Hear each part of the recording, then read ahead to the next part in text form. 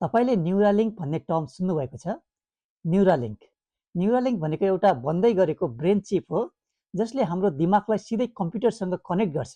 यो टेक्नोलोजीले मान्छेले आफ्नो दिमागले सोचेर नै कम्प्युटर, मोबाइल कन्ट्रोल गर्न सक्छ। इमेजिन गर्नुहोस् त, तपाईले सोचेर नै कम्प्युटरमा टाइप गरिरहनु भएको छ, त्यो पनि बिना किबोर्ड, अथवा सोचेर नै मोबाइल स्क्रोल गरिरहनु भएको छ। अझ भनौँ भने एक व्यक्तिले अर्को व्यक्तिसँग माइन्ड टु माइन्ड कुरा गर्न सकिन्छ।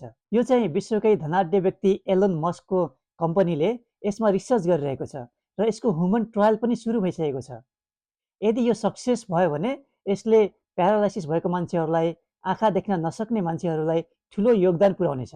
अझ यसमा एआई इन्टिग्रेट गर्न सक्यो भने मानिसको सोच्ने क्षमता कहाँबाट कहाँसम्म पुग्छ होला।